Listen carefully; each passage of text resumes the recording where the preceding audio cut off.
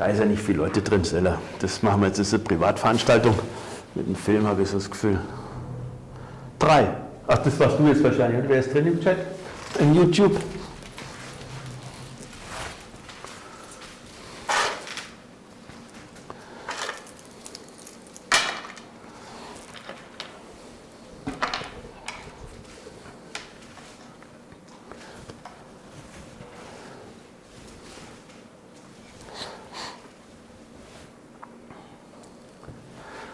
Tim, don't be astonished. When I introduce the people, we have another framing for the YouTube. So you see me not in whole. You see something else in the first minutes than the people in YouTube. Okay. We have two cameras. Oh, okay. One for YouTube, one for this one. But just don't be astonished if you don't see me as the main. Okay. But I'll hear you. You see me in this way. You see me, yeah. Okay.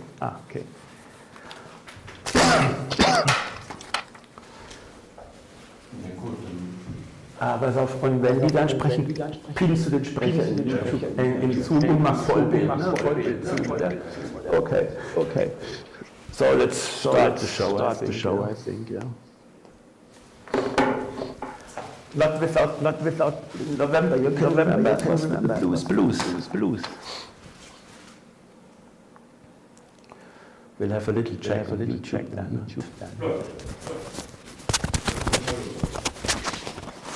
Ich habe noch nichts. Ich bin ja weg. Also ich sehe, dass es hier ist. Okay.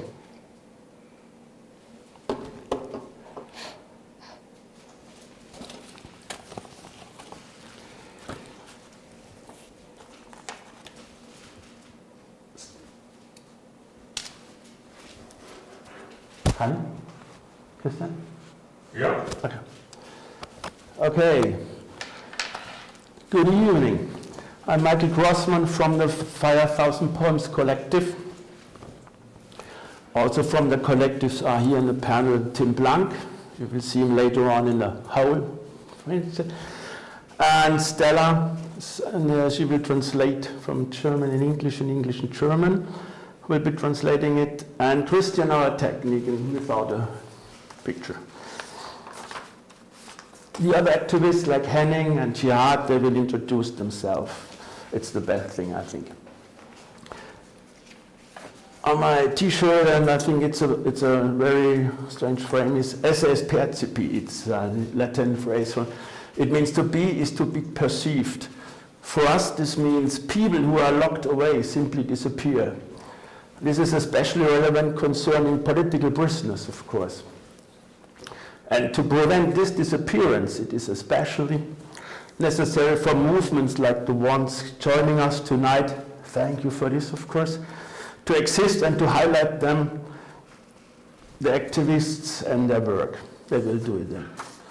One common topic of the people joining us in the case of is the case of Munir Abu Jamal, which will be discussed later by Jihad Abdul Mamid, Tim Blank and the Rote Hilfe, and Henning from the Rote Hilfe. Tim is linked to Munir as he curated an art exhibition with Jihad out of prison to raise awareness for the case and eventually prevented Munir from being executed. They will tell you a nice story then. Further will be explained by the activists. There can be overlapping points between activism and art, like the 5,000 poems happening. But the paradox of art is that it generates its own reality through mirroring the actual reality. That generates an aesthetic semblance, nothing more. Like Shakespeare said, this life is a tale told by an idiot. The truth is concrete. Therefore, actions like Tim's and the work done by Jihad and the Jericho Movement and Henning and the Rote Hilfe can actually have a real effect. First, due to our European time, over to Henning now from the Rote Hilfe. Thank you so much, and it's up to you now, Henning.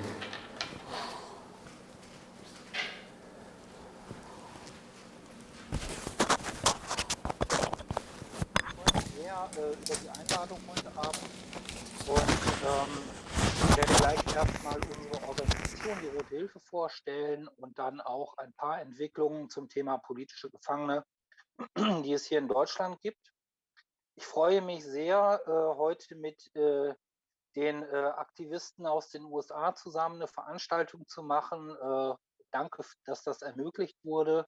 Uns verbindet eine lange Zusammenarbeit in der Solidarität mit Mumia Abu Jamal und Leonard Peltier. Und ich hoffe auf eine schöne Veranstaltung und eine sehr gute Diskussion.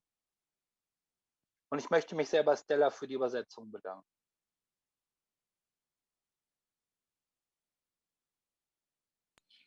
Okay, so the topic that will be addressed by Henning is political prisoners in Germany. He's very happy about the opportunity to be connecting with Tim and Jihad and all the other activists. They are linked in solidarity with Mumia Abu Jamal and Leonard Pelletier. So let's start the discussion. Or Henning, let's start with you, I guess. Ich werde zuerst ein bisschen die Rote Hilfe vorstellen. Wir sind ein bundesweiter, deutschlandweiter Verein, den es irgendwie hier seit inzwischen 40 Jahren gibt. Wir sind entstanden aus, also wir feiern dieses Jahr ein 100-jährigen runden Geburtstag. 1925 gründeten sich die ersten Rote-Hilfe-Komitees. Ja, also damals noch in der Weimarer Republik vor dem Hintergrund der tobenden Klassenkämpfe und Zehntausenden politischen Gefangenen. Und damals gab es Hunderttausende Rote-Hilfe-Mitglieder, prominente Unterstützer, die ihr vielleicht auch kennt, so zum Beispiel Käthe Kollwitz, Albert Einstein, die sich eben auch für die Rote Hilfe und für die Freiheit der damaligen politischen Gefangenen stark gemacht haben. Wir sehen uns in der politischen Nachfolge der historischen Roten Hilfe, die von den Nazis zerschlagen wurde,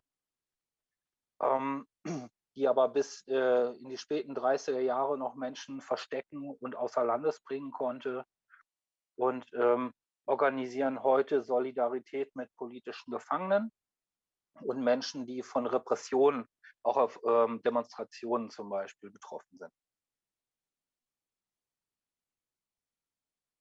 Okay, so the Rote Hilfe is a nationwide organization, which was, as it is today, founded about 40 years ago, but it developed from an organization that now is turning 100 years old.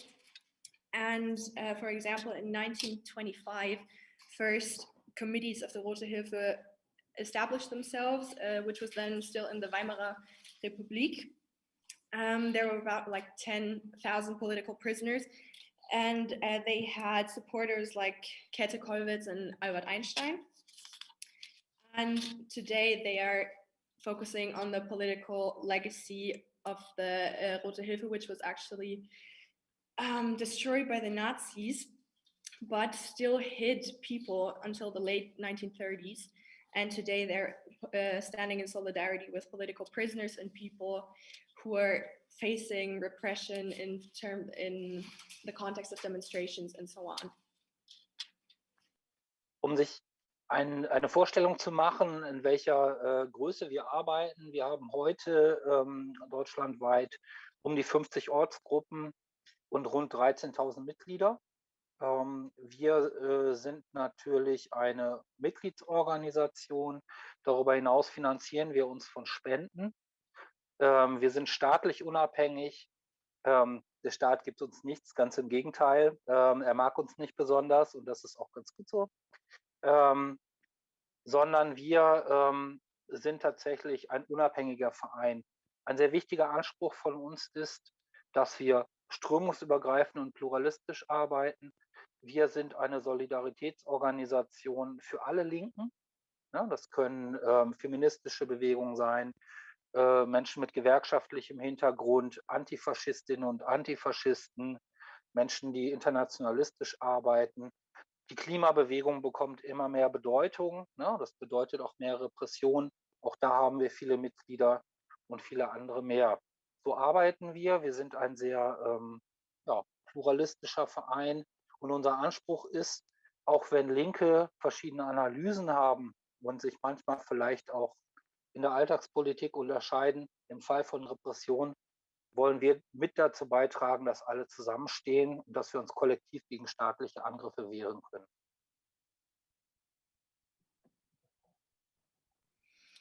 So to give a bit of an estimate of the size of the Rote Hilfe today, there are about 50 local groups and they have about 13,000 participants in total. They are independent from the state, which is actually good because in fact the state doesn't really like them. But they are mostly financed through donations and because of their participants.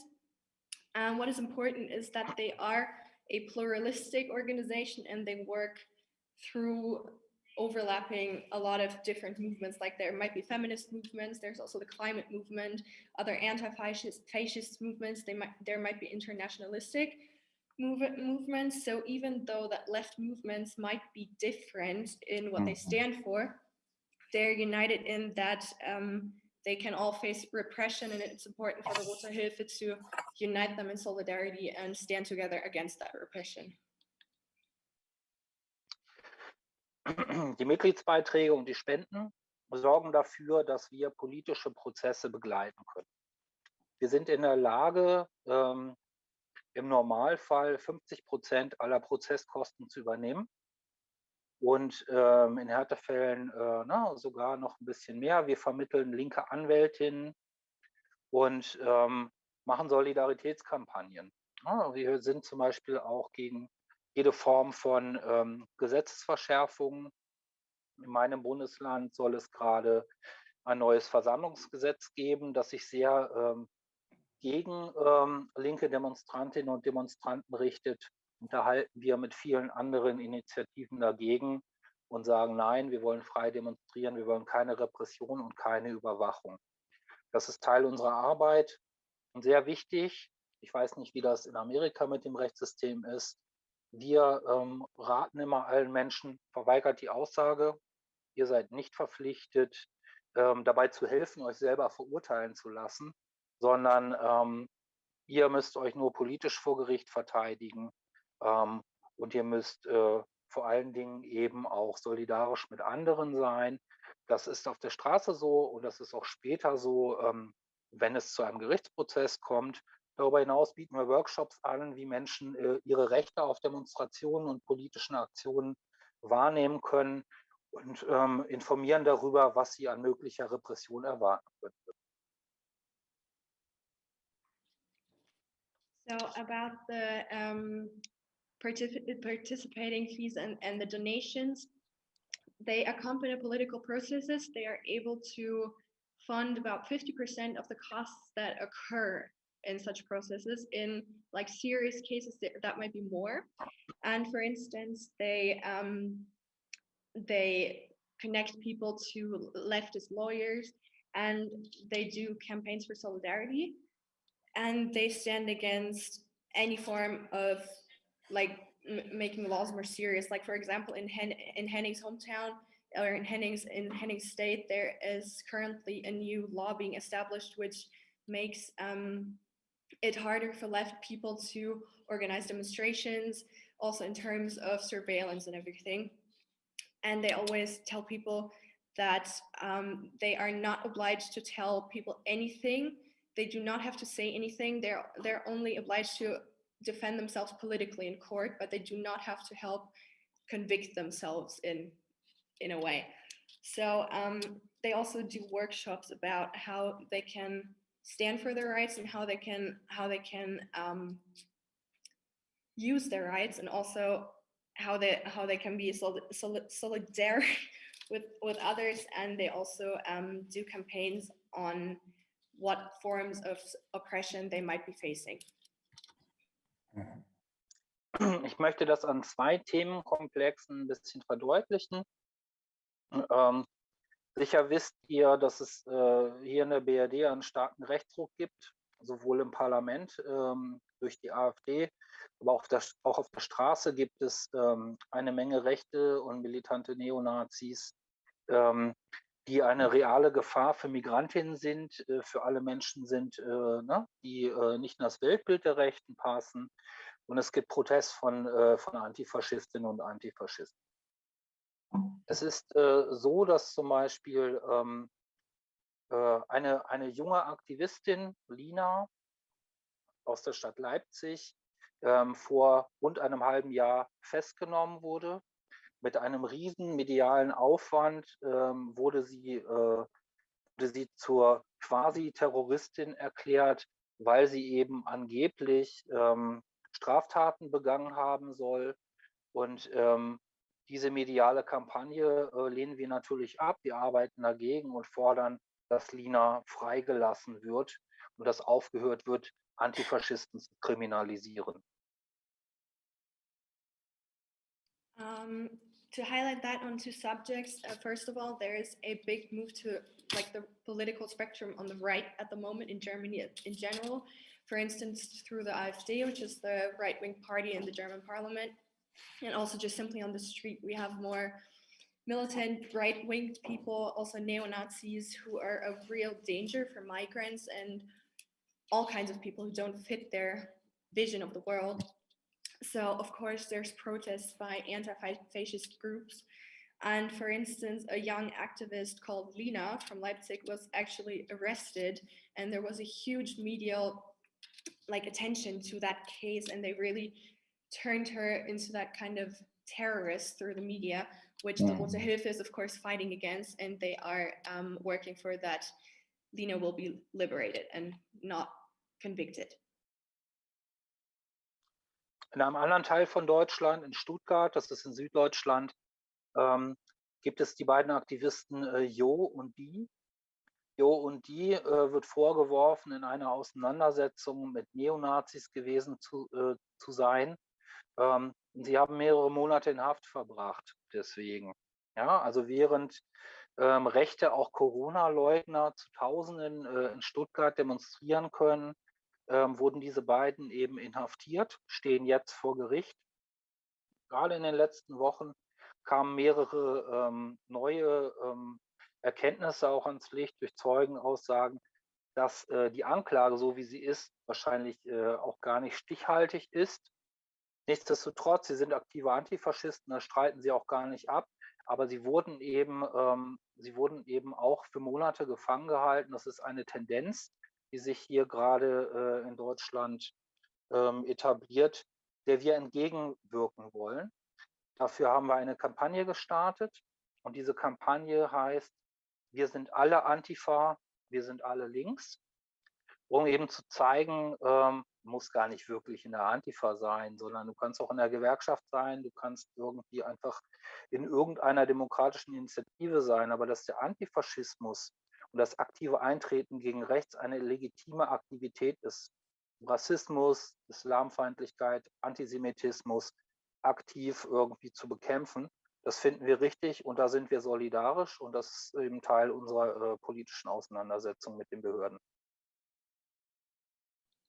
The second case occurred in Stuttgart, which is in southern Germany, concerning two activists called Jo and Die, and they apparently were in a confrontation with neo-Nazis and were arrested and spent several months in jail. So while Corona deniers can demonstrate with thousands and thousands of people, they had to go to jail for a few months, and actually they are now in court. And it has now become apparent that the case is not, that the case and the stuff they are said to have done is not really with a lot of proof. So the Rote Hilfe is trying to work against this tendency of keeping people in jail for months if you don't really know what for, or if you don't really know if there's proof for it. So they started a campaign called "We are all anti-fascists, we are all left." So that basically means you don't have to be an active anti-fascist to be against the right wing, to be against racism, to be against anti-Islamism and everything. So it's basically that you can be you can show solidarity with people who are attacked by racism and so on without having to be an actual anti-fascist, and that's something they stand for and they support. Genau. Darüber hinaus ist es so, dass wir in Deutschland haben wir eine sehr aktive und starke kurdische Community, die politisch aktiv ist und natürlich gegen die Repression und den Krieg in der Türkei, aber auch in Syrien auf die Straße geht. Seit vielen Jahren ist es so, dass die kurdische Freiheitsbewegung hier in Deutschland kriminalisiert wird. Aktuell sitzen 10 Personen in Haft. Das ist aber ein permanenter Zustand. Wenn eine Person entlassen wird, gibt es die nächsten Verhaftungen. Erst vorgestern wurden in 2 Bundesländern wieder 2 kurdische Aktivisten verhaftet. Und sie werden des Terrorismus angeklagt in einer ausländischen terroristischen Vereinigung. Und das bedeutet mehrere Jahre Haft.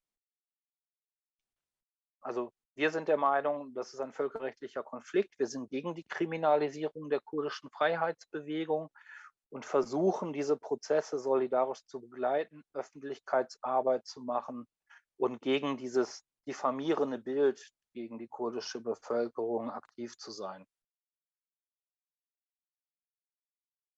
In Germany, there's also quite a big Kurdish community, which is politically active. And of course, the Kurdish community stands against the war in especially Turkey and Syria. And the Kurdish freedom movement is criminalized in Germany. There are about 10 people in jail for that, but that's like a permanent thing. Like once one is released, another one is convicted. Just the day before yesterday, there were 2 Kurdish activists arrested, and they're believed to be terrorists, which means several years in jail. So the Rote Hilfe stands against the criminalization of the Kurdish movement and tries to accompany those processes solidarically. Um das vielleicht noch mal ein bisschen zu verdeutlichen, das trifft auch türkische Kommunistinnen und Kommunisten, die hier in Deutschland im Exil sind. Es gab einen Prozess, der vor wenigen Monaten zu Ende gegangen ist, der sich über 4 Jahre gezogen hat, und den Genossen werden keine individuellen Straftaten angelastet, sondern es geht nur darum, sie dafür zu verurteilen, dass sie Veranstaltungen organisiert haben, Konzerte organisiert haben, Demonstrationen begleitet haben in verantwortlicher Position. Und das allein reicht, um Menschen dann zu kriminalisieren, wenn sie gegen das Erdogan-Regime in der Türkei aktiv sind, auch hier. Wir führen das darauf zurück, dass es natürlich eine sehr starke Zusammenarbeit zwischen der BRD und dem türkischen Regime gibt. Und das weisen wir zurück. Für uns ist das türkische Regime ein reaktionäres, autoritäres Regime. Und wir verteidigen natürlich das Recht der Geflüchteten und Migrantinnen, sich auch hier politisch zu äußern. Und haben auch da Publikationen gemacht, haben die Prozesse begleitet, haben Anwältinnen organisiert. Und all das ist Teil unseres internationalistischen Anspruchs.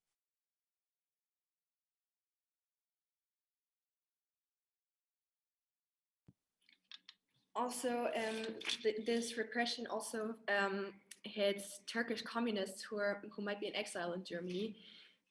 There was a court case that ended a few months ago, which lasted about 4 years. And those activists weren't actually said to have committed individual crimes. They were just convicted for or arrested for organizing concerts, demonstrations, events, and everything, which is enough to be criminalized in Germany, because there's a strong connection and work connection between the German government and the Turkish regime, which the Rote Hilfe is distancing themselves from, obviously, because the Turkish regime is a repressive and totalitarian regime, and they fight for the right of the refugees and migrants. And in that particular case, they also organized lawyers and processes and did some publications. Genau. Und um nochmal zum Ende eine unserer wichtigen Kampagnen darzustellen, das ist der 18. März. Der 18. März ist der internationale Tag der politischen Gefangenen und ich hoffe, dass wir vielleicht in Zukunft auch gemeinsam mit den Genossen und Aktivisten in den USA da was zusammen machen können.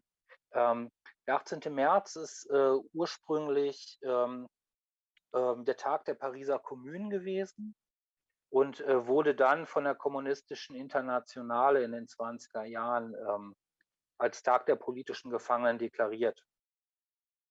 Wir haben diesen Tag gemeinsam mit anderen Initiativen in den 90er Jahren wieder aufgegriffen und konnten in diesem Jahr den 25. Aktionstag auch begehen. Und wir haben es geschafft, auch unter Corona eine Sonderzeitung rauszugeben mit rund 100.000 Exemplaren und über 30 Demonstrationen und Online-Veranstaltungen zu machen.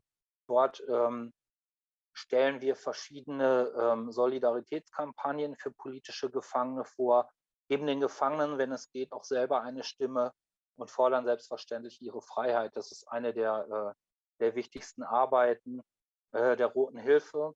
Und wir rufen immer dazu auf, den Gefangenen zu schreiben, mit politischen Gefangenen in Kontakt zu treten und dass der Kampf gegen Repression und die Freiheit für die politischen Gefangenen Teil der allgemeinen linken politischen Arbeit ist, dass es alltäglich ist, sich eben auch gegen Repression zu wehren und nicht diejenigen zu vergessen, die aktuell eingesperrt sind.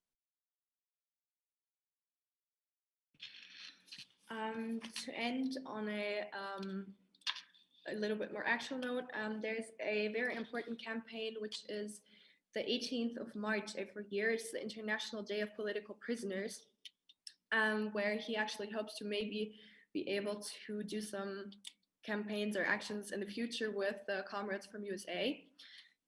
It was originally the day of the Parisian Commune, and they declared it the day of political prisoners some time ago. They actually took that day like back into action in the 90s, and they celebrated their 25th year of campaigning in order of that day. For instance, they published a special edition of a newspaper with about 100,000 editions, and they organized about 30 demonstrations. And there were also online campaigns that fought for freedom for political prisoners, and it gave some attention to the case of political prisoners and the repression in general. And they always say that it's really important to fight against repression in general as a left activist, and also to write to political prisoners, get in contact with them. And while working on that fight against repression, do not forget about the people who are currently locked up in jail. Genau. Damit will ich es erstmal bewenden lassen für den Moment. Vielleicht habt ihr Fragen an mich und ansonsten bin ich gespannt auf eure Beiträge. Und erstmal vielen Dank auch für die Übersetzungsstelle. So all of that for now, and he is excited to hear what you have to say. Maybe you have some questions for him. Yeah, let's get into discussion.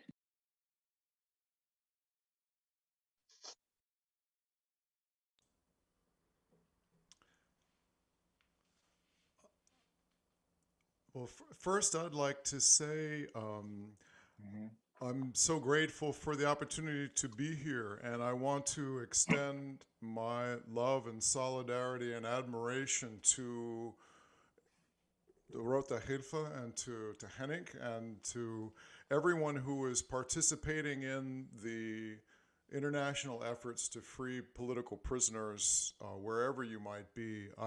I reach out and to anyone who has any way to express this to any of the prisoners themselves. I know I speak for Jihad Abdul Mumid also. We send our profound love and solidarity to you behind the walls, and we are here for you in whatever way we can be, and we will continue to be so. I wanted to talk just very, very briefly before handing it off to my comrade, to Jihad. I became a political activist first and foremost in an organization to support and free political prisoners. When I was in college, I was part of a group, and our first campaign was to demand the freedom of Assata Shakur. And I remember waking up one morning and being told that revolutionary activists from the Black Liberation Army had already taken care of that. So it was a victory that we shared in and continue to share in as she still remains free. Some of the very first political events I attended as a young activist was at a mass rally in Harlem in New York City when the Puerto Rican nationalists were released. 4 people who had done almost 30 years in jail, including Rafael Cancel Miranda and Lolita Lebron. I got to meet them. I was like a 19-year-old student. I got to shake their hands on stage. It was a profound and unbelievable experience, and was certainly formative in my development as a political person, as a political activist. I want to stress how important the work is that you are doing in support of political prisoners. It really is the heart of any resistance movement worthy of the name. And I can say, as someone who worked as a mass organizer and then in a guerrilla organization, in an armed clandestine formation, and then as a political prisoner and for 13 years and 7 years in solitary confinement, I can say that solidarity that comes from these organizations is just irreplaceable. And some of it's very, very basic and simple, like just having some commissary money to take care of basic needs. But the most important part of it is, for the prisoners, is you continue to be a political person because of the work that you do in Rota Hilfa and at other organizations. You get to continue to maintain your political identity, which is exactly what the state is trying to take away from you. Mm-hmm. So to be able to continue to have a life as a political person is what allows you to survive, and not just to survive, but to flourish even behind the walls. And if we are able to collectively continue to offer our comrades inside the opportunity to do that, we are not just saving them, we're saving ourselves, and we're saving the integrity of our movement. The other aspect of that is that the prisons are teeming now with political poets and political artists. I became an artist in prison, and I remember being interviewed. I was actually by a German journalist who asked me about my artwork in prison, and she said, "Oh, I see. It gives you something to do." And I said, "Well, actually, no. It's not about something to do. It gives me someone to be."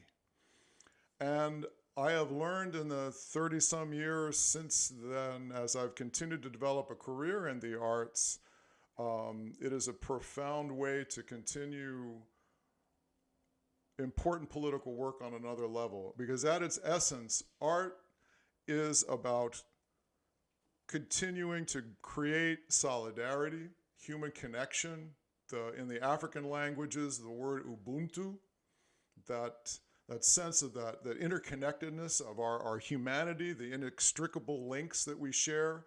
And when you are a prisoner, it gets to the most essential aspect of what art making is about, as I've learned. When you make art, you're making gifts. Essentially, that's what you're doing. And you're either gifting it to people who helped you buy toothpaste. So in our cases as prisoners, you're sending things out that you make to thank the people that help you. Or you're sending out gifts, art objects, things that codify your creativity. You're sending out gifts to the world as an extension of our collective humanity. Things that will exist in conversation with other objects and with other people. And when I was in solitary confinement, I believe it was in 1988. I was in Marion, Illinois, and the state of Pennsylvania was moving very quickly to try to execute Mumia Abu Jamal, and as prisoners, we were trying to think of what we could possibly do to contribute to that. And several of us who were at both Lewisburg, Leavenworth, some of the women in the control unit in Lexington, Kentucky, we were able to correspond with each other, and we came up with this concept of creating an art exhibition. So I curated my first show from prison, from solitary, and I didn't even know that that's what it meant, but we created an art exhibition called Art Against Death. And we had correspondences with prisoners in 17 different countries around the world, and we collected artwork that became the basis of a traveling show that went around the United States and then traveled around Europe for several years. And I hope that it played some role in building some international recognition of Mumia's case and helped in some way to prevent him from being executed, in some small way. Now I have to tell you about my comrade Jihad Abdul Mumit, who I did time with both I think in 2 different locations, both in Leavenworth and in Lewisburg. And I know this brother as someone who is also an artist, a very gifted playwright. And I think both of us learned some profound lessons about what art can do in prison, but we realized that we could help save people's lives in prison. We were there in Lewisburg at the height of the HIV/AIDS epidemic that was scorching the prisons and the jails at that time. In the DC jail, for example, we had an HIV positivity rate of 80% among men, and I think, no, it was 80% among women and 40% among men, and that was then following into the penitentiaries, and there was a dramatic need to do what the prison administrations and the health services wouldn't do, which was to educate prisoners how to take care of ourselves and not get sick, and how to eliminate the stigma that created a violent situation for many of us who had HIV, that were afraid to talk about it or afraid to deal with it or had lost connections with our families. And Jihad wrote a play and organized a number of brothers from the prison population, and we staged this for the prisoners at Lewisburg as a way to just dramatize and educate the themes of how to take care of yourself and how to take care of each other. And we could not have done that without support from people on the outside. We were constantly in touch with doctors and nurses and nurse practitioners who also educated us about how to, what the standards were for care and treatment that existed on the street. And we were able to formulate demands of the prison system to force them to treat prisoners at that same level as was afforded to prisoners to citizens on the street. So I can say without a doubt that the combination of art and then solidarity from the organizations on the street, I'm sure that we were able to save people's lives. And the one other thing I'll tell you about Jihad, who was part of organizing that group that we had at Lewisburg, is that we're talking about now a lot of Nazis and white supremacists are coming into the prison systems. And I can bear witness to how those individuals can be transformed in prison. I've watched Jihad in 3 different occasions manage to get close to and convert dyed-in-the-wool, ideologically convinced white supremacists, Nazis, one guy who had torched synagogues in Chicago and was convicted of hate crimes of that nature. And I watched as he was able to convert them to human beings. And that's the character of Jihad Abdul Mumit. And he is now the leader of the Jericho Movement. He's a former Black Panther, former member of the Black Liberation Army, and is now the leader of the Jericho Movement, United to Free Political Prisoners of the United States. And it's such an honor to call him a friend and comrade. So I'm looking forward to hearing what he has to tell us. Jihad, it's for you. Yeah, wow. Thank you, my comrade Tim Blanc. My same feelings, I could give a lot of war stories about Tim also and his relationship to prisoners and what we did in prison. But before I do that, I want to start off by saying Bismillahir Rahmanir Rahim, in the name of Allah, most gracious, most merciful.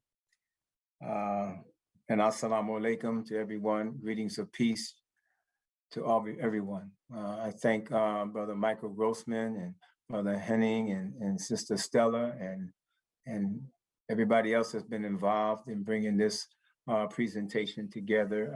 I salute you and very sincerely. And I was listening, Henning, when you were talking about the International Day of Political Prisoners, maybe before we get off, if you don't mind, talking about that again, because we would like to, from the United States, embrace that also in solidarity, just a little more understanding. But just with the little bit that you said, I'm right there with you. When I say I, representing as a representative of the movement, behind me. So anyway, Jimmy Blanc, before I get into Jericho, just to give a little accolade to my comrade also, just to let you know how he was received by the other prisoners as a revolutionary, as a conscious, respected a prisoner, convict, as we used to say. They don't use that word too much anymore. But he would be the only white person in the gym playing basketball with teams of Black teams. Just know he's the only white person in the gym, and he was so respected, and people just, and that was his welcoming. And where he walked, he was respected because of who he was and how he represented himself, what he stood for, what he talked about, what he believed in, and what he represented. So that was my comrade. So I'm equally honored to be your comrade too, my brother. So my name is Jihad Abdulhamid again. I am from New Jersey, Plainfield, actually. It's a small place, but it registered pretty high in the 1968 rebellions across the United States, as was recorded in the Kerner's report on civil disobedience, and whatever the name of that title of that book was. But there's a lot of militants and revolutionaries came out of this small place, very close to Newark, New Jersey. And the listening audience may not know, I guess this is around the world, so you may heard of Plainfield. If you haven't, then you can mark it on, put it on your refrigerator, Plainfield, New Jersey, that you're going to check that place out. But I'm with a comrade that's also a member of the National Jericho Movement, comrade Ashanti Austin, who's also for Plainfield. So we have a long list of people from that area there. But I joined the Black Panther Party just as Mumia Abu-Jamal did when we were 16 years old. We were both born in 1954. He is a dear comrade of mine also. And I have a lot of comments to make in a relatively succinct period of time here. But Mumia is fighting for his very life. He's beset by a lot of medical conditions. The delay in getting him the treatment for the hepatitis C was so long in coming. Now he has damage to his liver. All right, even though he eventually received that treatment, he just had open heart surgery. He has a outrageous infection on his skin. And when he was operated with the open heart surgery, he was manacled to the bed, as all prisoners really are. But so he's gone through a very inhumane situation and condition. The only resolve for that in addressing his health, his sanity, and who he is for his freedom, as it is with all political prisoners. So Jericho is an organization that was started in 1998. I was still in prison at that time. I did 23 years in prison. I came home in 2000, so I've been home for two decades now. anyway, just for listening audience to know, that was for bank expropriations to build the movement. I guess if you all know that's involved in the movement, in the heat of that in the late 60s and early 70s, you know, you don't finance a movement and raise a flag and declare anything on bake sales. So after the cookie bake sales are over with, we started going a little more heavier than that. Just I'll let you know, but that's what it was for. Somebody would say, oh yeah, sure. Yeah, I know. You believe the story of the United States Marines because they're really on point. When you talk about the warriors coming out of the United States, you know, that really pick up weapons to fight against oppression at that time, you know, oh no. You believe everything except what we're doing. And that is the narrative that's kind of like enslaved and painted the movement as criminal in the United States. As far as the government is concerned, there are no political prisoners in the United States. There are political prisoners in Germany, everywhere else, perhaps. They may acknowledge that. Quick to point out the flaws in your own country, your own lands, and what you're doing and what's going on. But the United States, pristine, clear, totally free, liberated. Everybody's happy, idyllic type of situation, which we know truly that is not the case. To acknowledge that the fact that there are political prisoners in the United States will beg the question, well, why are there political prisoners in the United States? What is the condition? What is the political, economic, and social condition that would warrant somebody being incarcerated because of their politics? And so the United States shuts that off with a tremendous narrative that they're not. We are criminals. So, but the world doesn't necessarily believe that. But the world has a problem challenging that because the United States is the big boy on the block. And I'm talking about the world, I'm talking about governments. Even, you know, back in the early 60s, am I right, Tim? Correct me on it. But Haj Malik al-Shabazz, also known as Malcolm X, you know, declared clearly for us to learn that this is not just a civil rights issue when it comes to the treatment of Black, brown, and indigenous people, and indeed all working class people. It's not just a civil rights issue, it is a human rights issue. And we should take this to the United Nations and declare it around the world. And so we're only looked as a minority when we looked at ourselves in the United States. But when we look at ourselves on the international stage, we're not necessarily a minority at all right? Well, some unique, and I'm speaking candidly, things is happening, you know, but that, so the movement has taken on the trajectory of taking it to the United Nations.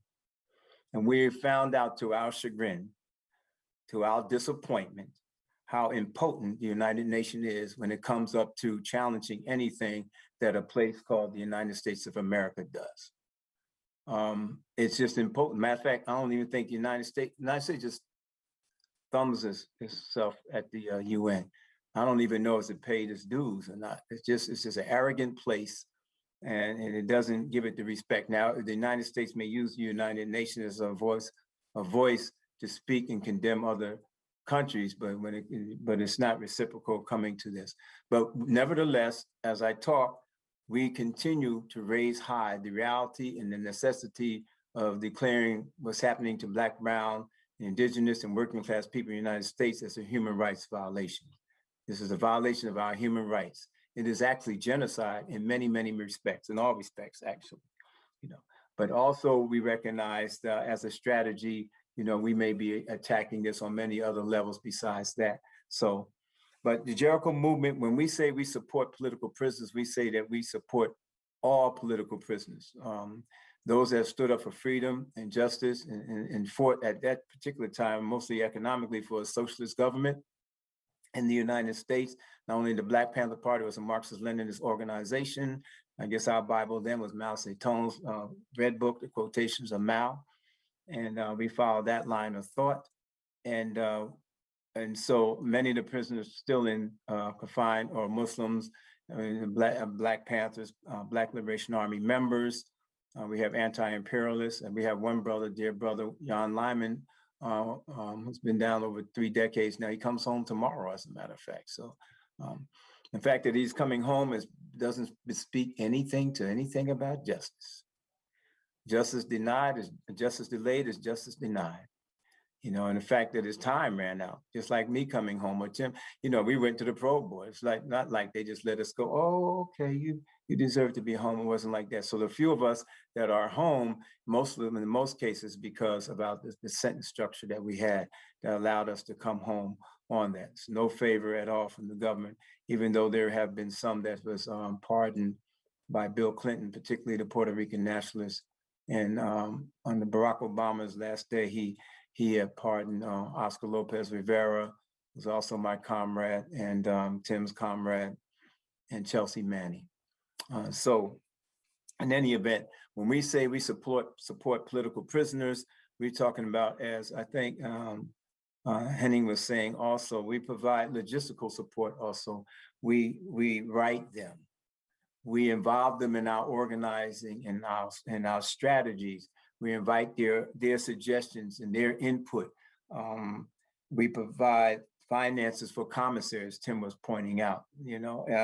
We help family visit. We visit. We help raise money for lawyers. We help raise money so that when they come home, they will have some money, to get back into some type of a living situation that is conducive and humane. And we do all these type of things. We have food packages. We have third-party doctor intervention. We are connected with many law firms across the United States to render support. I'm also on the board of the Abolitionist Law Center. I don't know if you know that, Tim, in Pittsburgh. As a matter of fact, they spearheaded the suit that won the case to get Mumia Abu-Jamal the medical treatment for his hepatitis C, and for anybody else for that matter. And they were connected also with the suit to get a lot of the political prisoners out of long-term solitary confinement, including Russell Maroon Schultz, who was in solitary confinement. We talk about 3 decades. All right. So this is the type of work that Jericho does. It is a vanguard organization champion the cause of freedom for all political prisoners. And if anything, and if it was not for that, many of the names of these warriors would have been forgotten. So the least thing that we can do, is lift high the legacy. So as Tim said, so that they be recognized as human beings in the struggle, that the government will not be successful in eliminating these individuals from the psyche and minds of the movement for people to learn from and to embrace as time goes on moving forward. So Jericho was started, just one more tidbit about Jericho. It was started in 1998 by Bubba Herman Ferguson and Sister Safia Bukhari. Both of them have passed away. And by recently released political prisoner Jalil Muttaqim, who is home now for well over a year. These are the individuals that started it.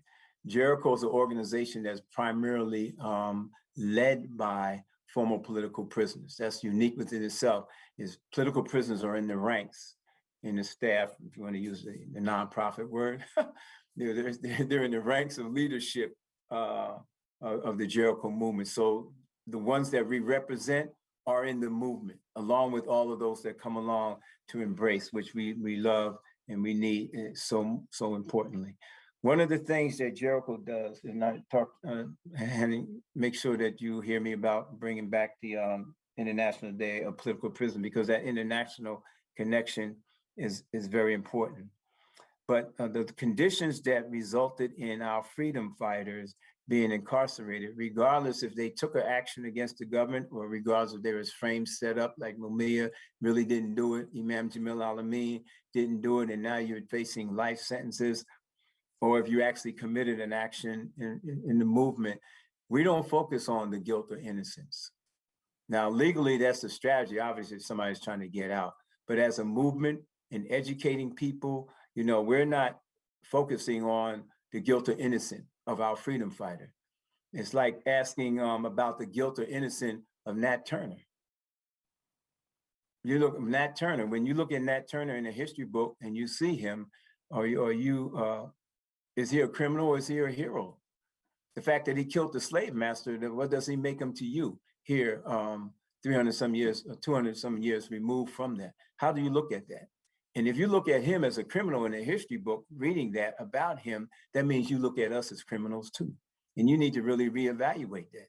So you cannot champion freedom fighters throughout history and all around the world, and then not champion those that's right in your midst, in your own community that comes from you, to champion them. So we tried our best, and I think we were very successful, along with many other organizations, something that Henning and Timmy said also, as far as working with other organizations. I think Stella, in your bringing it out in English, you were saying how you network with many different other organizations. Well, Jericho does the same thing. There are other organizations that admirably deal with the cause of campaigning to free political prisoners.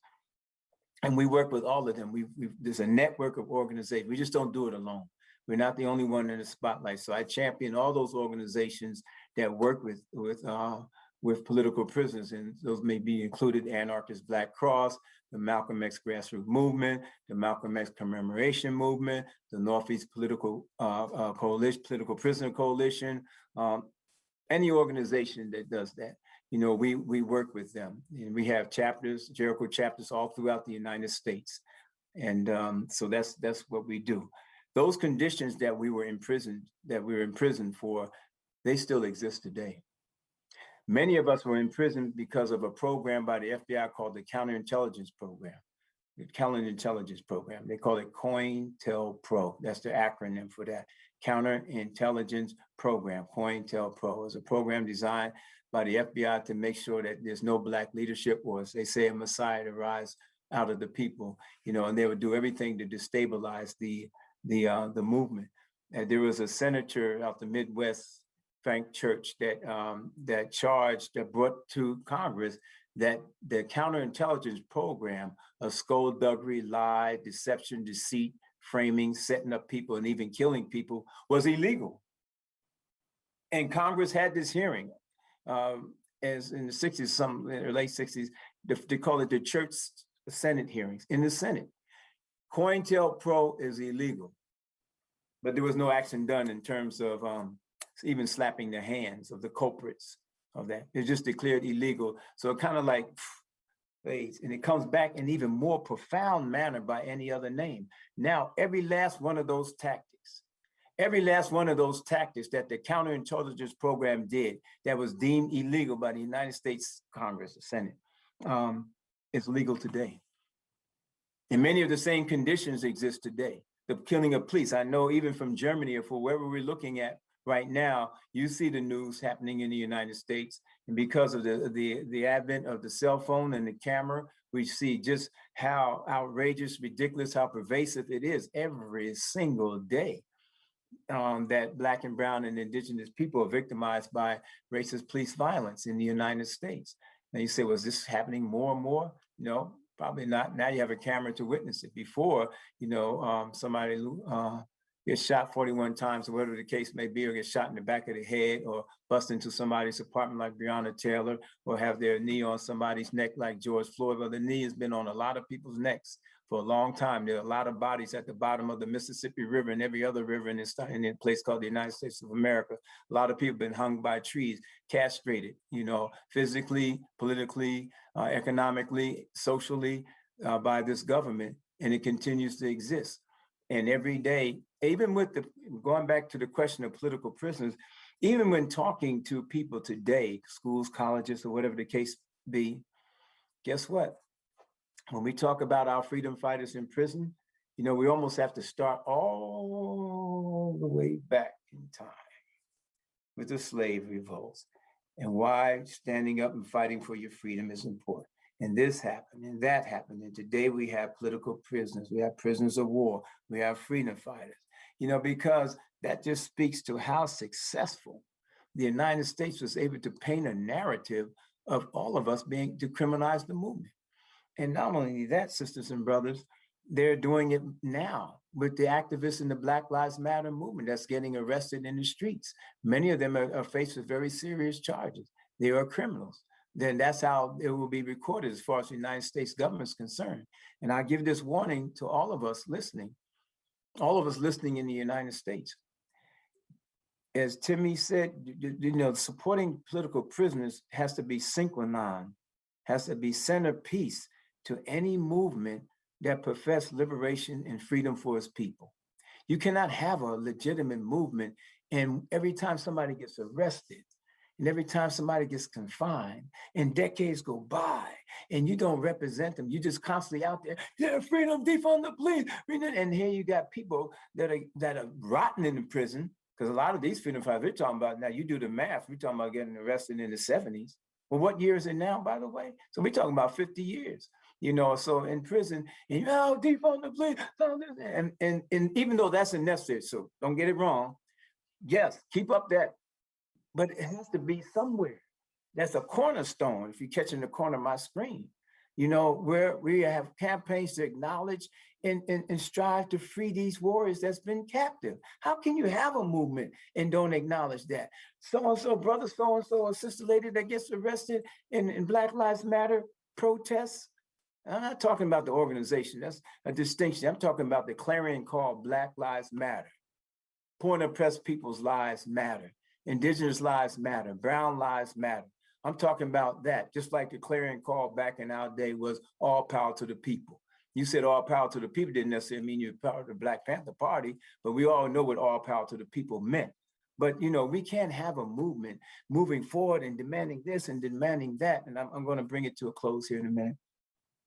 When we don't, you're getting arrested and then you're forgotten. Goodbye. You know, what does that say to somebody? Well, look here, maybe I better not do that. I can't, because there's no struggle without sacrifice. You going to prison may be a part of that. And I'm not advocating anything reckless, stupid, or reactionary at all. I'm just talking about even in Martin Luther King Jr., Dr. Martin Luther King was in prison, you know? And as Malcolm said, what is prison anyway?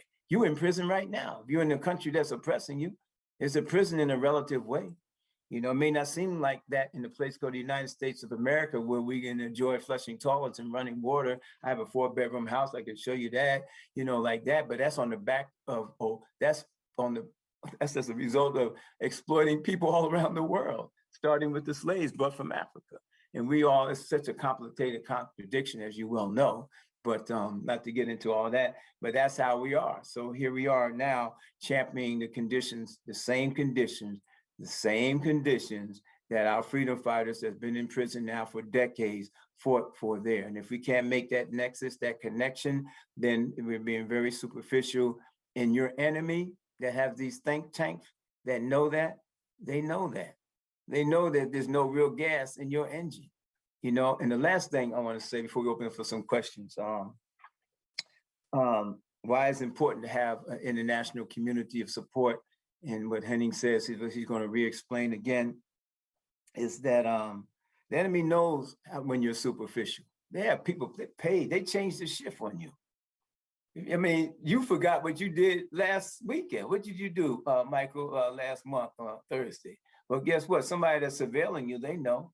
They change shifts and pass your file to the next person. It's all written and recorded. And if they have to bring it up, they'll bring it up. Jimmy Blunt, okay, back in 1979, on Thursday, January, what are you talking about? Well, they don't have that.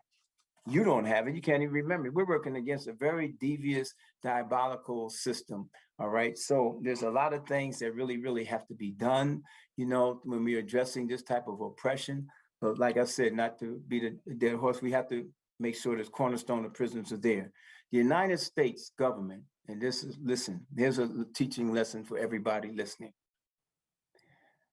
First Amendment right was not talking about the rights of Black, brown, and indigenous people at all when the Constitution was written. I guess everybody knows that. It wasn't even, well, definitely wasn't talking about women. It wasn't even referring to white women at all right?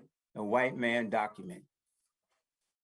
First Amendment right of free speech. Now, we've been able to bring the best out of that to a degree. We all recognize that. But built in this system here is the right to protest, even though a lot of conservatives now, as you know, Timmy, are devising laws to curtail protests. Well, that pretty soon that'll be illegal. But those are all the contradictions amongst the oppressed, and the Democrats and Republicans arguing this, you know, like that. You know, they always say when two horses fight, the grass underneath gets trampled. So here we are getting trampled as they battle out this BS, you know, in Congress and stuff like that. But there is a built-in mechanism in this government that's very ingenious and it's very insidious. If you can picture, and I got this analogy claiming it from Dick Gregory, who's deceased now. He was an activist and a comedian and a humanitarian. All right. He once explained in his book, Tell No Lies, No More Lies or something, a very good book. It's an old book, but yeah. He said, if you can picture a tea kettle on a stove that's boiling, on that tea kettle, there's a hole. where the water boiling will always be whistling. That water boiling is synonymous with the is an analogy about the conditions that we live in. Boiling, cardoon of oppression, police violence, marginalizations, no jobs, ghettos, underpaid, abuse of women, all these type of things that's going on. That's that, and the protests of these things that are challenging these things. That's the water. That's the mix. It's boiling and it's whistling. That whistle is the government's, by their laws and policy, allowing you to be able to vent, protest, First Amendment, democracy. And they can boast about this all around the world, but that's a built-in system because they know that if you was to plug that tea kettle, boom, everything would go. Everything would go. Everything would go. Everything would go. And we will be just like an underdeveloped country with mayhem and chaos in the streets. We're almost headed that way now. If the laws continue with the repression with these reactionary white ring part of society, what they're doing now, all right? So that's built in. So it's almost an allowance. And when you get too much out of control, they'll reel you in, set you up, put you in jail. You know, okay, you out of control. All right, you're arrested, charge you with this or that. But for the most part, and there it is. And so it's good that it's there. I'd rather have it there than not there, but you need to recognize why it is there. All right. And the only way to make good on that, sisters and brothers, is the thing that a lot, and I will shut up, Mike, give me the sign. But the only thing that can really, really make a difference, and I hope we have time before the program is over to talk about the tribunal, is that we have strategies that not only protest the conditions, and I'm sure this is in Germany and everywhere else. Just like the Panther Party, if you don't have a strategy, a program to develop your own communities so that we can begin to become more resilient, self-reliant, educated, morally, and I'm not using the word morals to be judgmental, but you got to have some type of character about yourself. You can't be the most debased person, immoral, and abusing women, and you're a liar. You know, you're an opportunist. So ourselves have to be a type of individual. When we say a revolutionary, you have to be that. If you're a Muslim, you have to be that. Even if you're a Christian, Jew, whatever, you have to be that, you know, and you have to be that character. But one thing that's really remiss, sisters and brothers, is the development of our own communities. Because what happens is when you don't do that and you're protesting policy after policy, what it amounts to is, in my humble opinion, and this is no slight to any activist in the street because it takes a lot of guts to be out there doing it. And if it wasn't for you out there doing it, we would be done. So don't take it wrong. We will be done. Don't take it wrong. We will be done. Don't take it wrong. It's a sunnah in Islam to say things 3 times if you want to make the point. All right. You know, but if we're remiss if we don't develop our own communities, the world won't respect you. The world's not going to respect Black people if you don't respect yourself. And I don't like to talk about that at the same breath when we're talking about police brutality, because the detractors are quick to say that. You know what I'm saying? Oh, y'all killing yourself like that. But the reality is, you're not going to get that much respect if we don't take care of our own work. And the Black Panther Party was about taking care of our own work. That's why we had the survival programs, the free breakfast programs, the education classes, you're deaf to the pusher. Can you imagine that? That's coming off strong, man. That's coming off strong. I don't know what that sounds like to you, but I'd be damned if you're going to sell them drugs in this community. And that was our position. Now our communities are rampant with drugs. Without the police bringing it in, the CIA bringing it into Compton, LA, and all these things, you got these young brothers and sisters on the corner selling drugs, and the community is horrible. And the Black Panther Party had a saying. It said 2 hurricanes can't blow at the same time. If we're in this community, we are the hurricane. And that nonsense, that reactionary lumping element, you have to hit the road, because 2 hurricanes can't blow at this. When we're here, this is how it's going to be. We're going to take brooms and we're going to clean our own streets. We're going to have our community gardens. We're going to let our culture flourish. We're going to have our arts. and young sisters will be able to walk down the streets, and young brothers will be able to walk down the streets without getting killed by another young brother. We're going to have conflict resolution centers, you know, where we can come in a safe space, just like we did in prison, where you can resolve your beefs. That is revolution. And without that, then you're always going to be kissing somebody behind, asking to change the policy, hoping that hell that the slave master will tell the overseer not to beat you so bad in the field where you die. That's my take on it. And if we don't have the vision, if we don't have the wherewithal, and I'm talking to the movements now, and that's why, once again, for the third time, I think, the International Day of Political Prisoners, if we don't have this international connection, sisters and brothers, then 5, 10 years from now, because it's very possible that the right-wing forces can get very strong, stronger than you can imagine, you know, so you don't want that to happen. So we just have to have that vision, and maybe before the program is over, we can talk about what Tim and I think that vision could be, because we do have a very, very concrete strategy going on now that really shows a serious promise for maybe the first time in a very long time. The first time in a very long time where we can bring not only activists and revolutionaries together, but where we can merge into liberal mainstream society. Don't worry, it's okay. We're talking about your parents, by the way. The ones that's not a part of the movement that you're in the same house with that don't know what you're doing. Okay, I'm talking about them. So when I say mainstream liberal society, I'm talking about your relatives that are not even connected with anything that you're doing. Okay, so don't blow me out because I mentioned that. That's everybody else. And if they're not mainstream liberal society, they're aspiring to be that. And they're aspiring to be that through their ignorance because they're not political. If they were political, we have a bigger movement. We don't have a bigger movement, so there you go. All right, so there, I know, there you go. It's all connected. You know, so this strategy is designed to take our revolutionary integrity, our revolutionary acumen, our discipline, our beliefs, our ideas, and educate the person next to you. And that's mainstream society. It's not just talking in a silo to ourselves, preaching to the choir. You got an audience of nothing but revolutionaries that already understand what you're talking about. Yeah, yeah, Michael. Yeah, yeah, Stella. Yeah, yeah, Henny. Yeah, yeah, yeah. And the rest of the world is watching Netflix, going shopping, and looking for the next party for the weekend, and waiting for the next person to get shot in the back by the police. And so I'm going to stop talking right now in case there are questions. Tim, I don't know if you want to segue to Stella or whatever.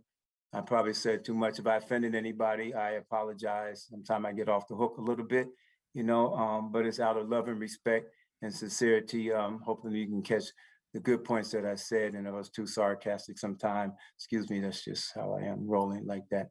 So love and peace, and I greet you with assalamu alaikum again, and I stand ready to answer questions.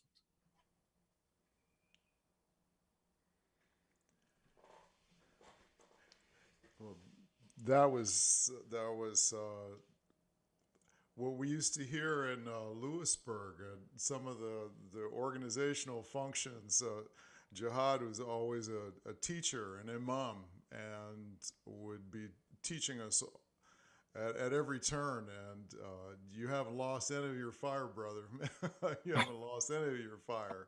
And thank you for that. I think it would be great if we could open it up to questions. I don't know if we have the ability to field questions from people who are out there listening. I know Henning and Jihad and myself are able to answer anything, but perhaps Michael or maybe Henning, do you have things that you'd like to respond to based on what we've been talking about? Sure, Henning, go ahead. Ja, Stella, ich bin dankbar, wenn du wieder kurz übersetzen könntest. Also, ich fand beide Redebeiträge wirklich beeindruckend. Da war ganz viel Information für mich drin und natürlich fühlt man, dass da revolutionäre Überzeugung drin steckt. Und das ist gut zu hören. Ne? Irgendwie auf die so große Distanz sind wir uns eigentlich so nah. Und das finde ich toll.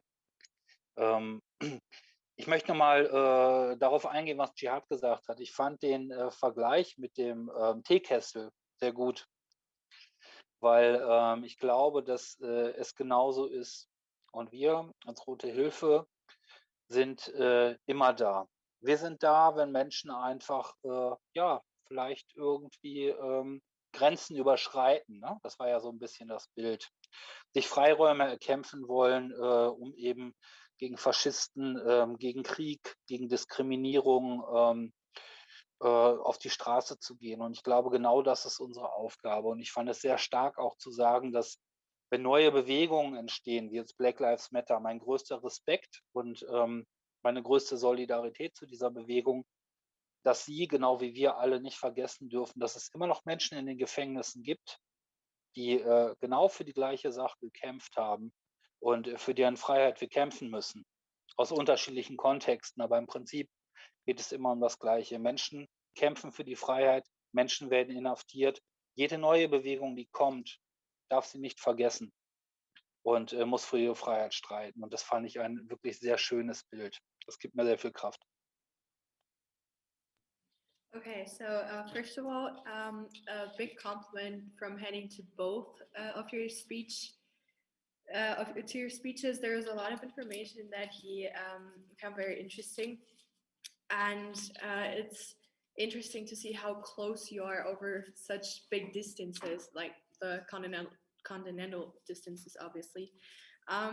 He really likes the comparison with the tea kettle because he believes it is just like that, and just as you said, the Rote Hilfe is always there when people push boundaries and cross borders and limits and everything, and fight for rights and against racism and fascism and sexism and everything. And also to connect with what you said, Jihad, much respect and solidarity to Black Lives Matter, but he fully agrees on that. You should never forget that people are behind walls and in prisons. And it will always be that way as long as people fight for freedom. As long as people fight for their freedom, there will be people getting arrested and getting put into prison. So as time goes on and this repeats itself, you should never forget that.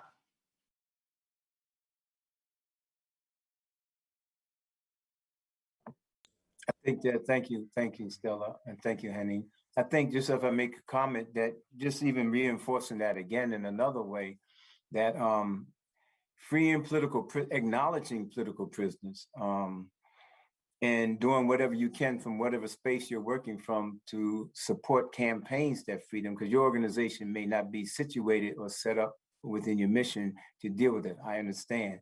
But even the minimum of putting a name of a prisoner or a link to an organization on your website that does support political prisoners, and so not taking away from anything that you may be doing in the community or other issues. Maybe it is dealing with the police directly, or mass incarceration, or hyper incarceration, or dealing with the 13th Amendment of slavery in prison, which is a real thing.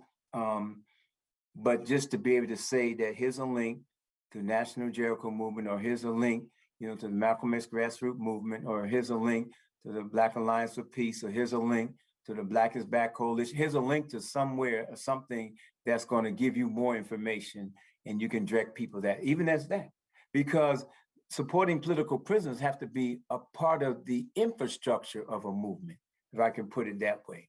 Does that sound good, Tim? It has to be part of the infrastructure, the very foundation of a movement, not just something, okay, we'll do. But even though it may not be something that you actually do as an organization, because all the organizations have different focuses, that all of them are very important in our movement.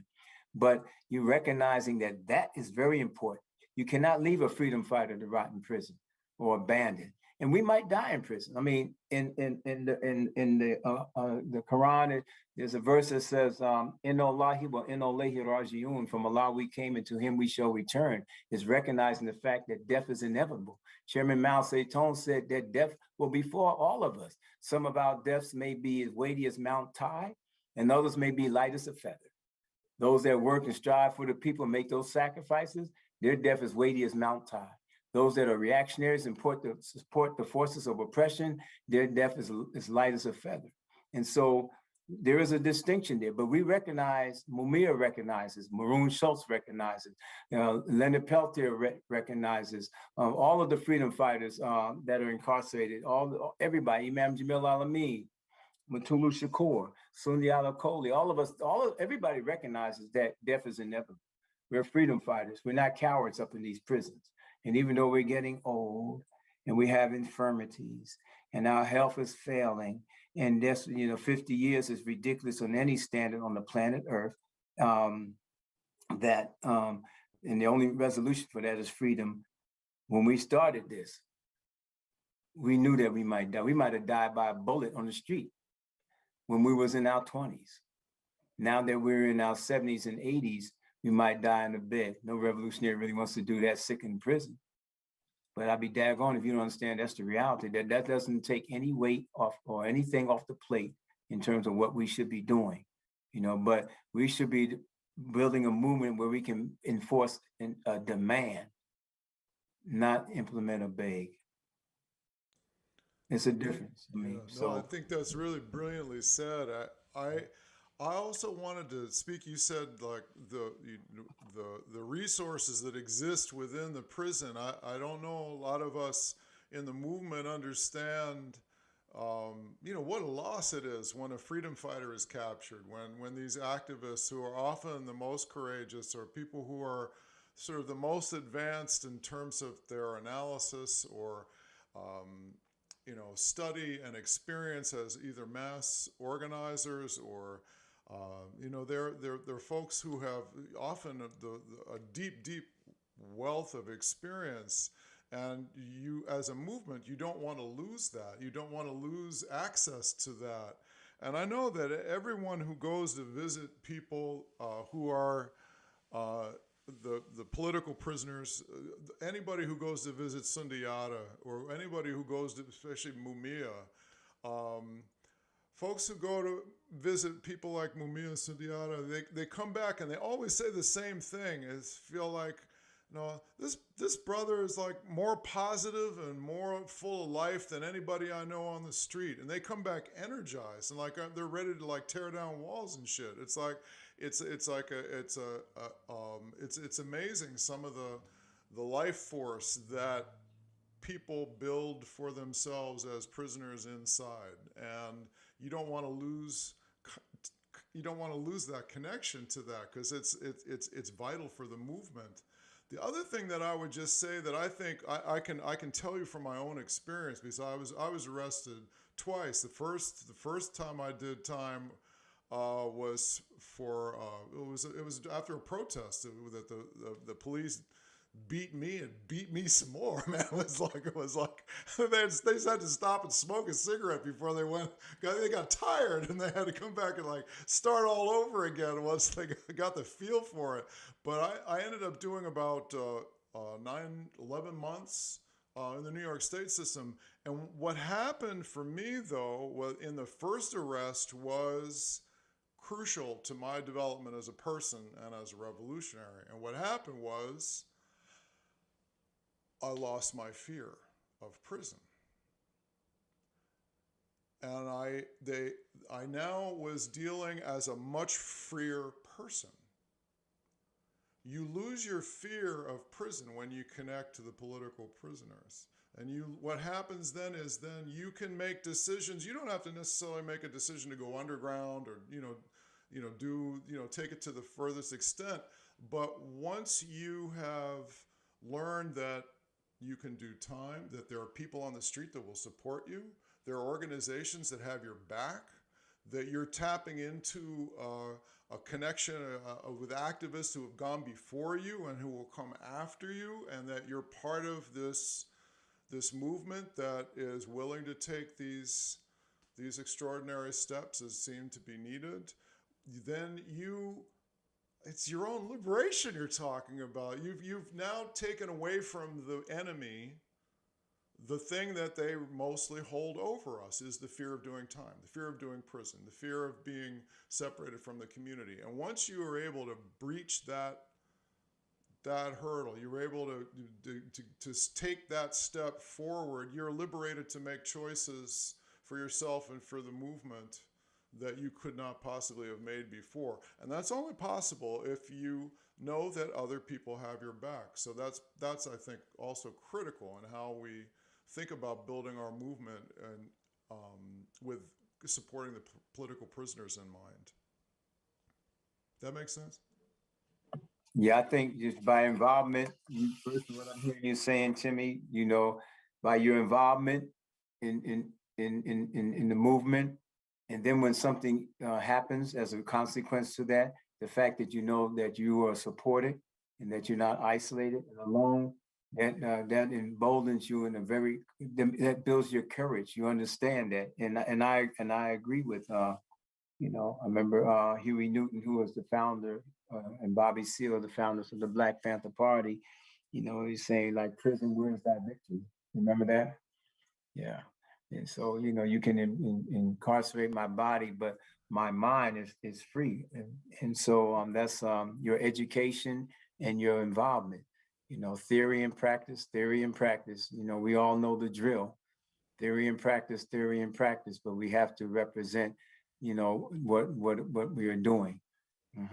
I would like, if I may, could Henning, is this a good time for you to revisit the International Day of Support of Political Prisoners again, so I can get that information and the audience can also?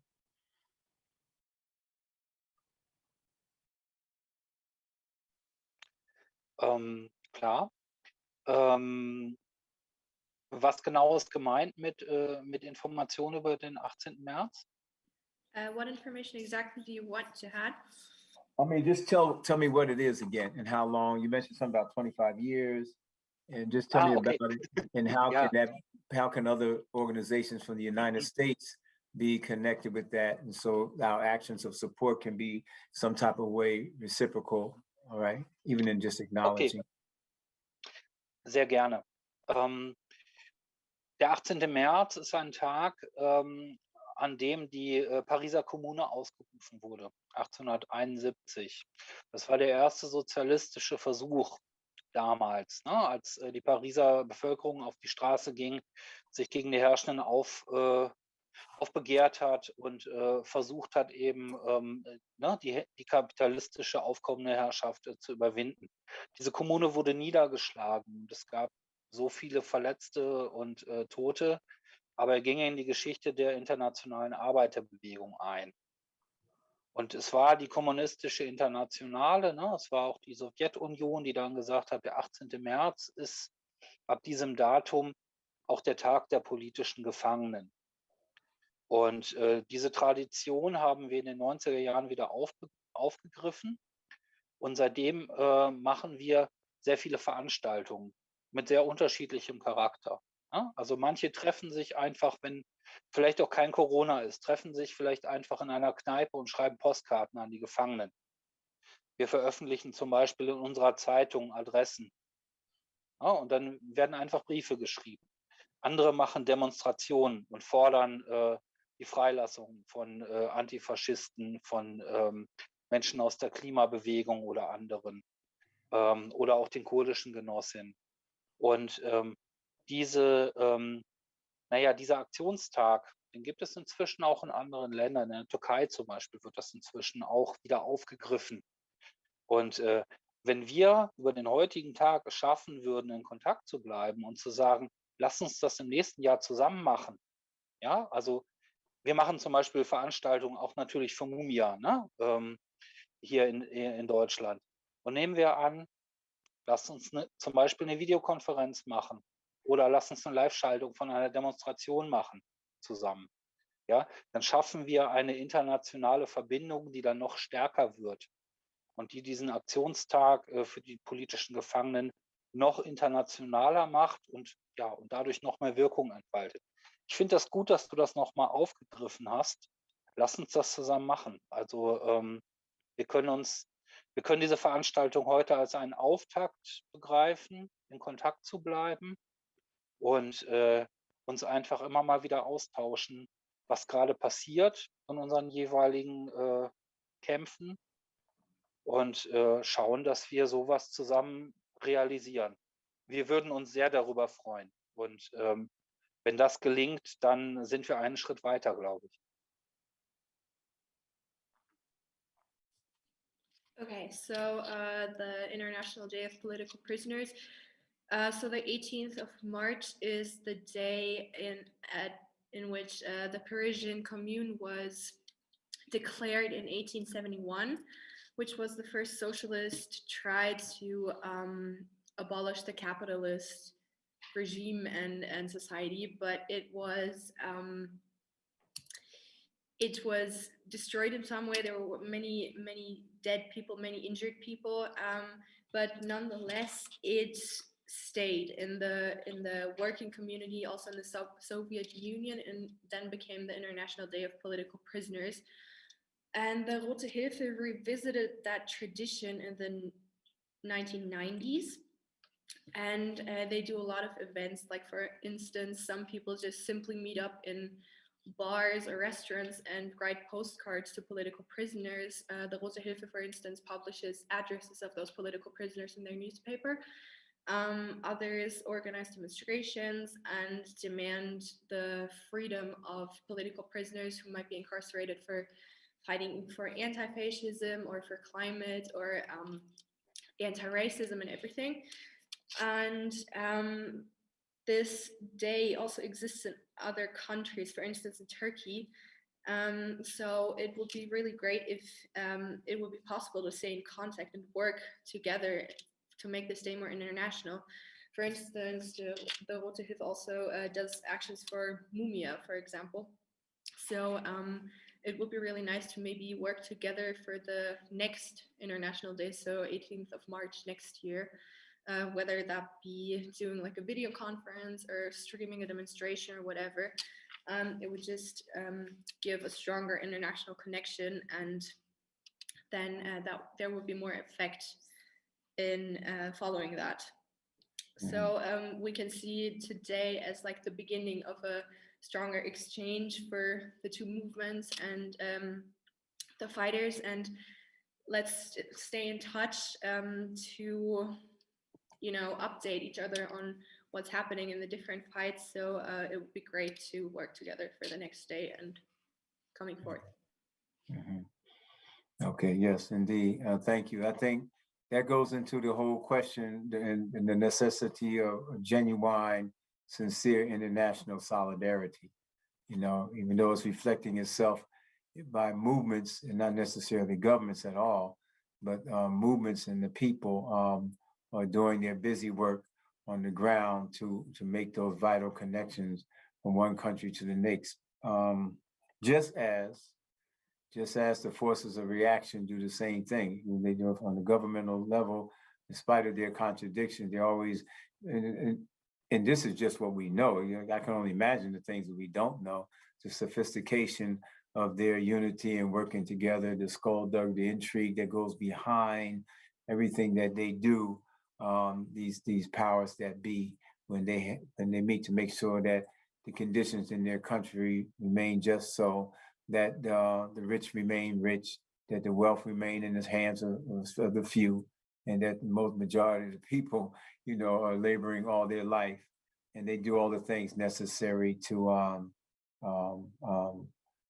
keep that status quo. I wanted to, Michael, if it's okay, brother, to just spend about a good 5-10 minutes talking about the tribunal. I think that the world needs to know what we're doing here in the United States. October 2021, October, the weekend of the 23rd, 24th, and 25th here in the United States, virtual and live in New York City. We're holding a tribunal. Now, we know the word tribunal has been used quite a bit lately. Well, actually, there's many tribunals throughout history. So we stand on the shoulders of those past tribunals. But I want to point out there's some fundamental differences that are very exciting, and I hope they'll be exciting to you about this tribunal. So Jalil, talking about political prisoner that was released, Jalil Muntaqim, before he was released, the many ideas, and this just shows you, as Timmy said, the life and energy coming from behind the wall. Now, he, make a long story short, he called for developing a coalition to support political prisoners in bringing in the Mandela rules, which talk about a certain standard of condition for prisoners of war. That coalition was called In the Spirit of Mandela. Out of that coalition came the idea of a tribunal. And here's the difference. And listeners, you need to take a piece of paper. Don't just listen to this. You got to write this, because this is fundamental. All right. This is the big deal. This is an organizing tool. This tribunal is charging the United States government with 6 categories of charges, all of which have been charged before. It's been adjudicated before. It's been protested before. It's been struggled against before. Nothing in the charges are new. You know, there's 6 charges. We're charging police violence against Black, brown, and indigenous people. And number 2, we're charging hyper or mass incarceration of Black, brown, and indigenous people, including, you know, the reality of the removal of the 13th Amendment in actuality, which allows for slavery to continue. We abolish slavery, but yeah, guess what? You get arrested, it continues, as so authorized by the United States Constitution. The 3rd charge is the holding of political prisoners. That's focused right in the middle there. The 4th one is charging environmental racism and how it impacts poor and oppressed people, all right? Black, brown, and indigenous people specifically. And the 5th one is health disparities and racism in the health, and the 400 years of trauma and how that's even is reflected in our communities, our lifestyles, not just access to our hospitals or clinics and medical care and information and education, and the racism inherent in that. The 6th charge is charging genocide, which we know we're charging that mostly for the reality of it is they're killing us in small numbers. The intent to kill, wipe out, exterminate, to control, to eliminate in whole or in part, you know, the race of Africans brought here in the United States. All right, just as they decimated the indigenous tribes and nations that existed here in the United States. Those are the 6 charges. All of that has been adjudicated in many different venues before. Am I right, Tim? All of that. There is absolutely nothing new. You can go to any progressive library. You can go to just a county library and pull out books and reams of information of all these. And it's constantly in the same issues that's in the streets today that you can hear internationally echoed through the Black Lives Matter movement, carried from the Black Liberation Movement, carried from the Civil Rights Movement, carried from the movements before that, and the movement all the way to the slave rebellions and 300 years ago. All right. What's different here is the outcomes. You know, to strategic, calculated outcomes. This is not likened to a Thanksgiving dinner where you put so much into the shopping and the cooking and everybody's there. And now after everybody betook of the meal, you fall out and absolutely nothing is done. It was so daggone exhausting. We got our documents as a result of the tribunal. The jurists, we have about 15 jurists coming in, many from overseas. A lot of it might be virtual now. It's clear because of the COVID, but now because of the COVID, it just may be virtual. A lot of that anyway. 13 jurists hearing these cases, all right? And coming up with the verdict, you know what I'm saying? But it is led by an attorney by the name of Nkechi Taifa in New York, African-American woman.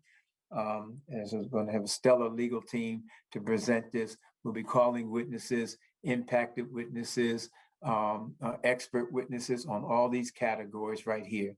There's no celebrity speaking activists. There's nobody making speeches. This is a tribunal. It is a trial as such, even though it is void of an adversarial component, but that is indeed going to follow. So it is a trial, it is for the education, but most importantly, sisters and brothers, it is the mass organizing leading up to the tribunal. We are calling for, in participation and endorsements, hundreds of thousands of people. That's never been done by revolutionaries, not in the United States. I mean, you know, not with the intent of organizing. That's why I mentioned a while ago, reaching into mainstream society, you know, bringing them into the process. It's a legal, political process. It is a vehicle. It is a nodal point, place in time, if you can follow me, that where all this organizing that's going on, because the outcomes of this tribunal It's very unique. Okay, so first of all, the obvious things, we're going to codify this information, Tim, right? And it's going to be published. Hopefully it'll be able to be accessible in universities and libraries all across the United States. We're going to canalize all this information that's already been out there in so many books. Okay, so there you go. So that's going to happen. That's a natural, so we'll be providing accurate, legal, vetted out, fact-checked information on all these charges. It'll give fuel for renewed efforts on all reparation initiatives. There was a point in time that Dr. Matula Shakur had called for a Truth and Reconciliation Commission, that'll be held to bring light on the political prisoners so we can really look at under a microscope why they're there with the result of freeing them, all right? Very important here is that afterwards we'll be calling for a People's Senate. The establishment of a People's Senate across all 50 states, all indigenous tribes and major religious organizations. All right, this is very unique. Not a third party.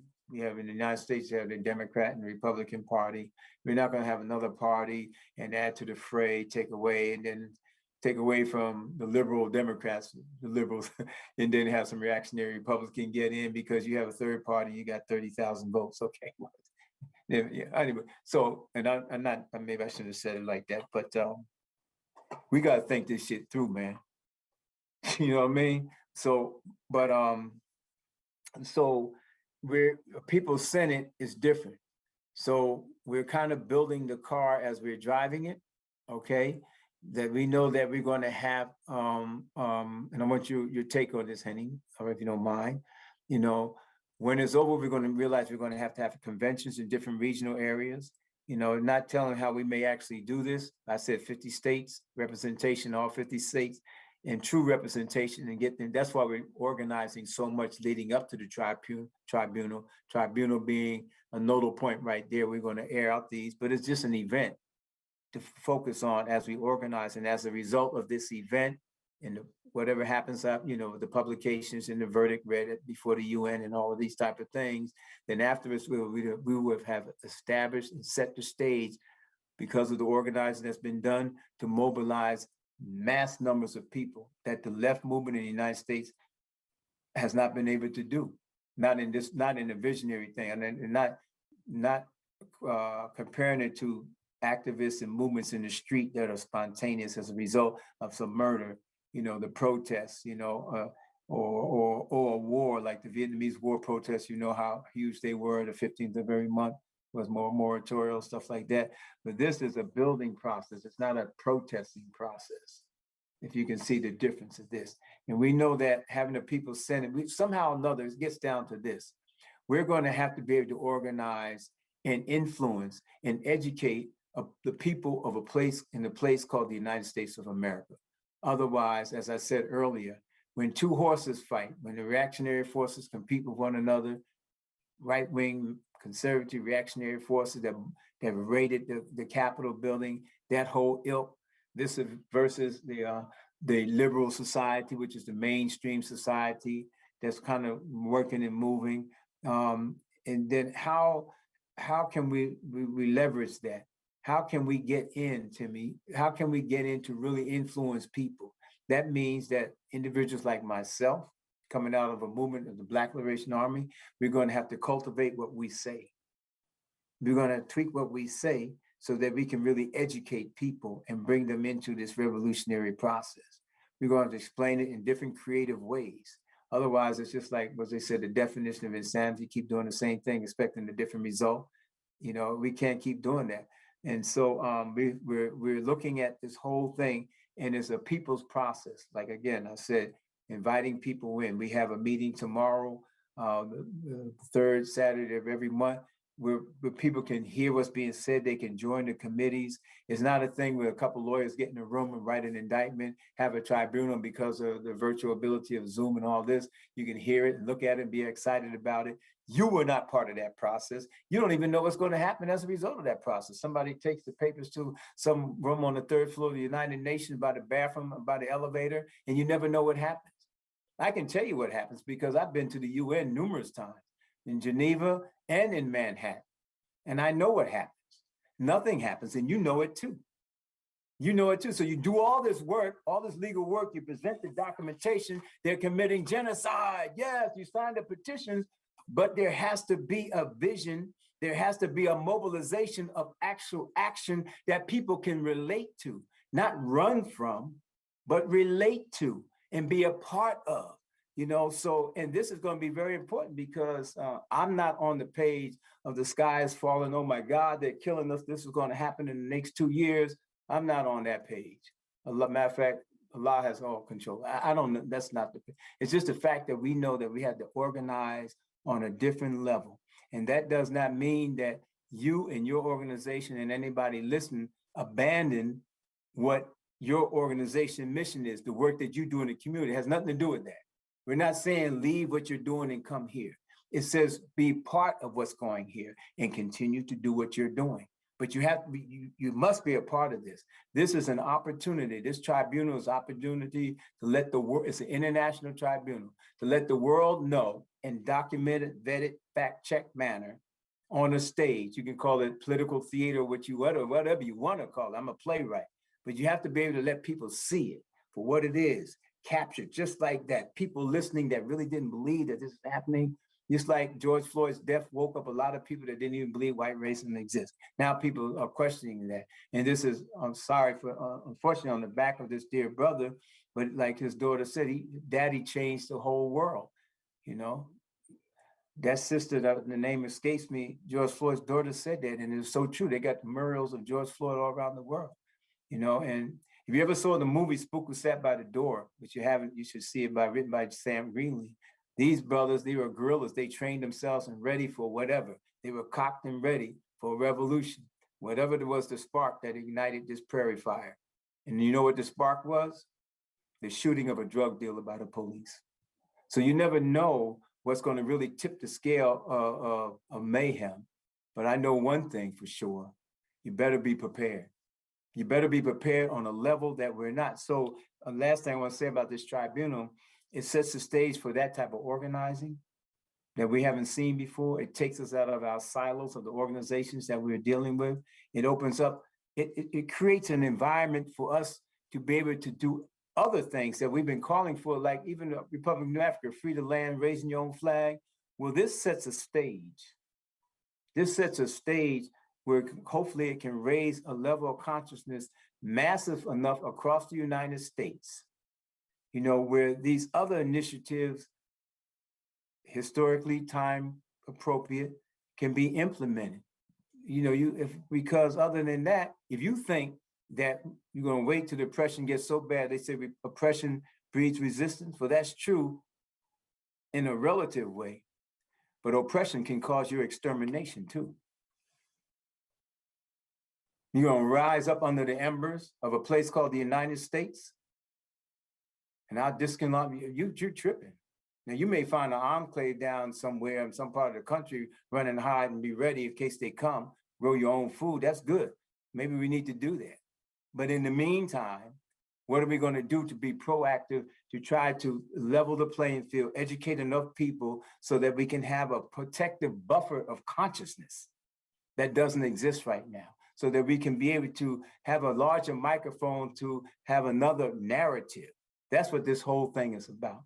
So there it is. So we, I guess I can let Michael and Stella know. I think I sent you that information. How, and Henning, if you don't have it, I'll make sure you have it. However, in your circles that you can amplify this. I sent you the information sheet. I'll send it again. But for our sisters and brothers in the United States, this is the calling. You know, this is an opportunity. And because of the Black Lives Matter, because of not so much the Black Lives Matter movement, unfortunately, because of the murders and the awakening consciousness that's happening by seeing all this stuff televised on TV, the people are more prone to listen to what you have to say. And as Bobby Seale once said, we really have to seize the time. Or as I mentioned, the spooker sat by the door, you know, he made a comment to one of his comrades, you know, about the reality of the harshness of this struggle. You either reckon with this, or you can go back to doing nothing. You can go back to beating your head against the wall and expecting for a different result.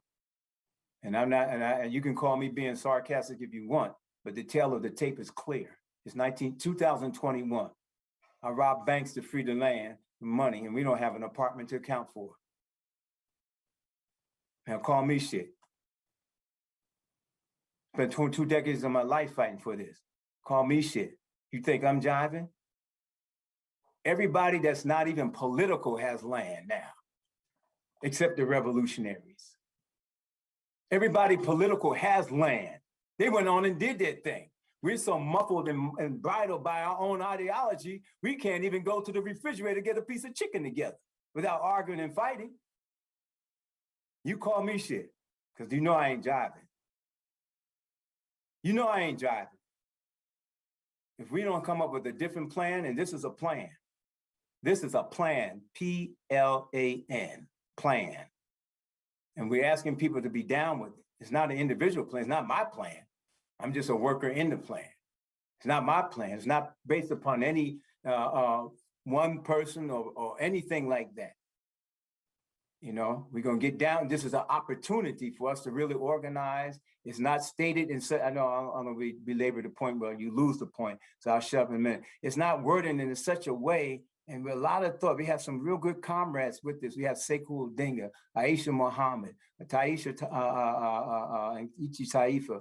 We have Matt Meyer. We have some quality and Lamb. We have some serious sisters and brothers that's well trained in the movement working this. Eileen Weitzman. We have some stellar lawyers, King Downey, you know, that's working in this whole process, getting it together. It's not just me. So there's no ego in this.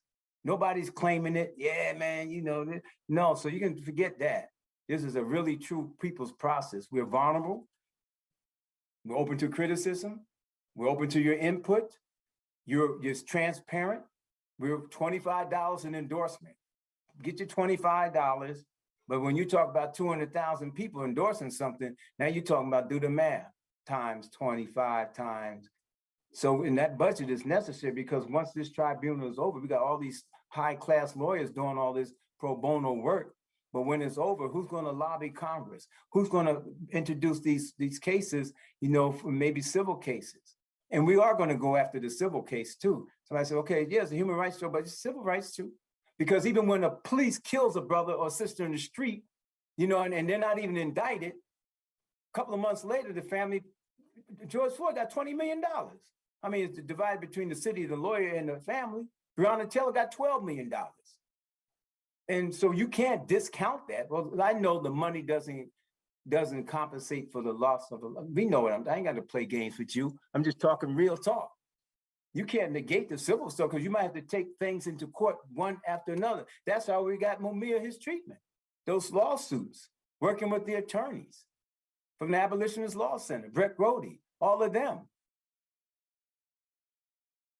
And so you can't, we're really working this, sisters and brothers, you know, how our language, I can get real militant. I can talk that, you know, what's the definition of a pig? A foul in nature beast that goes around masquerading as a victim of an unprovoked attack. I can spit that Panther stuff if you want to hear it. I can sound as militant and revolutionary, and you can pat me on my back for telling the truth, jihad, and I'll be damned if somebody's going to do what I said. I can go real hard. You want me to go hard? I can go hard until they have to block this thing on YouTube, if you want me to. And we'll be right where we are. We got a couple of comrades around you sending me emails about how you sounded all tough and like that. In mainstream society, and your mother and your grandmother and your aunt, your uncle, they're not even listening to you.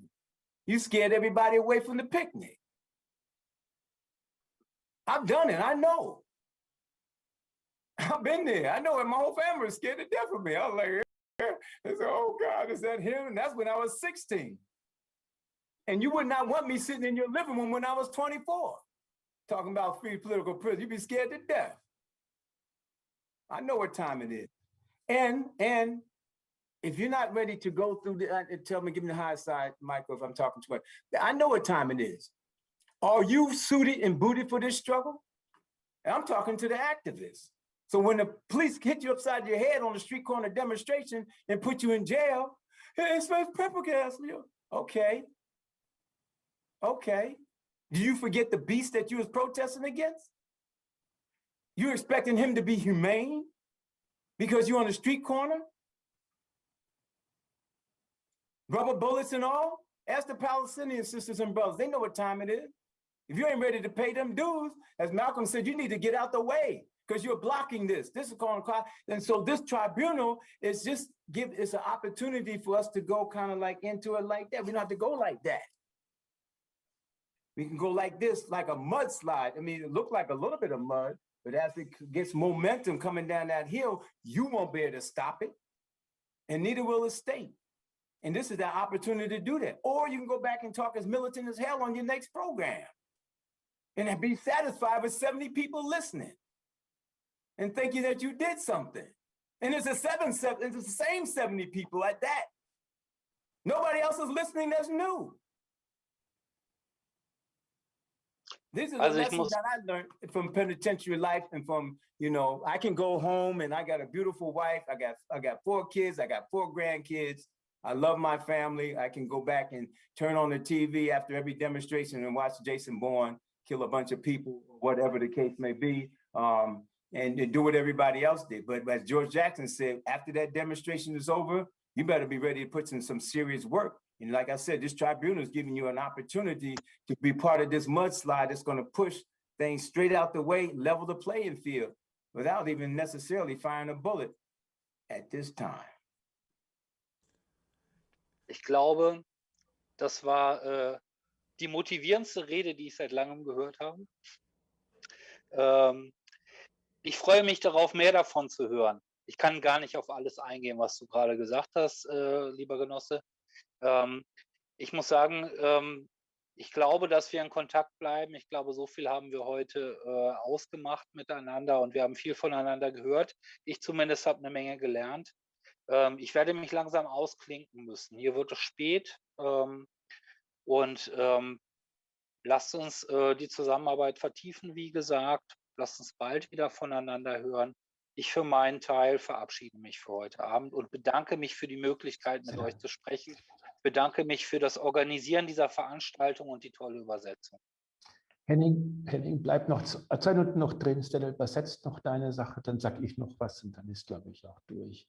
Aber natürlich erstmal herzlichen Dank auch dir für dein Kommen, sehr spontan. Wir hatten heute noch telefoniert und ja, den Kontakt, also ich gebe den Kontakt durch. Ich bräuchte noch von dir die E-Mail-Adresse dann und auch das mit dem Tribunal, da habe ich Informationen da.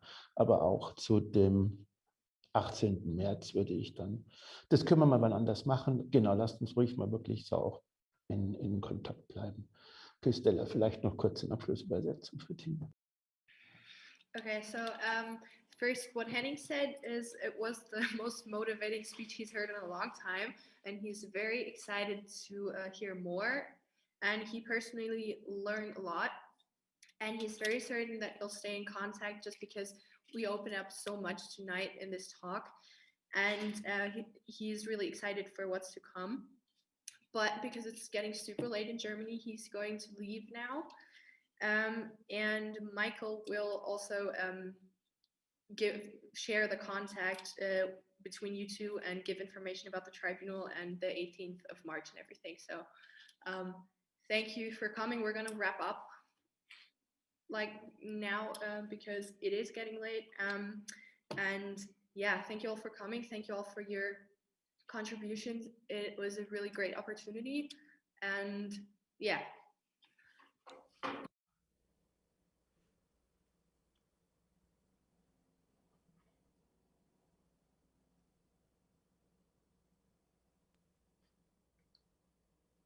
Ja, jetzt ist es, glaube ich, an mir kurz. Ich weiß nicht, Tim vielleicht noch was, so Dschihad.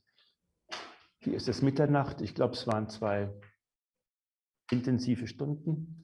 Und weiß nicht, ob Henning jetzt noch da ist, aber auf jeden Fall war es großartig, dass er kam. Das war relativ spontan. Die Sache, Rote Hilfe ist eine sehr bekannte, in Deutschland sehr bekannte Bewegung. Dschihad, ja, das war, und Tim, es waren sehr beeindruckende Beiträge, sehr deutlich, sehr klar, also was ich immer meine, aus dem Hochauthentischen heraus. Und ich denke, wir haben hier eine ganz gute Runde gestartet für die nächste Zeit, das nächste Jahr für Zusammenarbeit, wie Henning ja auch schon sagte, für eine internationale, größere Zusammenarbeit mit der Roten Hilfe auch und euch. Ne? Okay, so Stella for the last words, or Tim, then Jihad. Okay, so it is midnight here, so we're going to wrap up. I think it was 2 very intense hours. Thank you so much to Henning for coming. It was a relatively spontaneous thing. And the Rote Hilfe is very known in Germany, so thanks a lot for coming. And Jihad and Tim, thank you so much for your contribution. It was really impressive contributions. It's really clear and really authentic, which is what he talked about in the very beginning. I think we started a good group and a good opportunity to grow upon and keep working with it. So Tim, Jihad, if you want to say any last words. No, I just thank you, Stella. Thank you, Michael. Thank you, Henning, and my dear comrade, Tim. I appreciate the opportunity. And again, I know sometimes I'm be talking fast, but I meant everything I said. And I just pray that that we are motivated enough to some action. I look forward to our interaction with each other, and my prayers to everybody that's been, victimized by the COVID-19 and atrocities of government inaction, and prayers and thoughts going out to our Palestinian comrades, sisters, and brothers, and everybody that's fighting against oppression all around the world. Thank you. Yeah, thank you, everyone. Thank you, Michal and Stella for this, and to Henning. And I'm hoping that this is the beginning of a long-term collaboration on behalf of political prisoners in the future from Europe and the United States, Africa, Asia.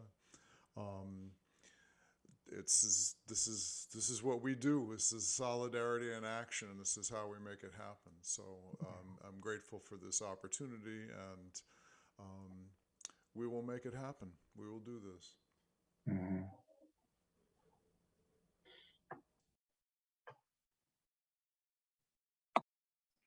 Nice last words. We will make it happen. Yeah, let's make it happen.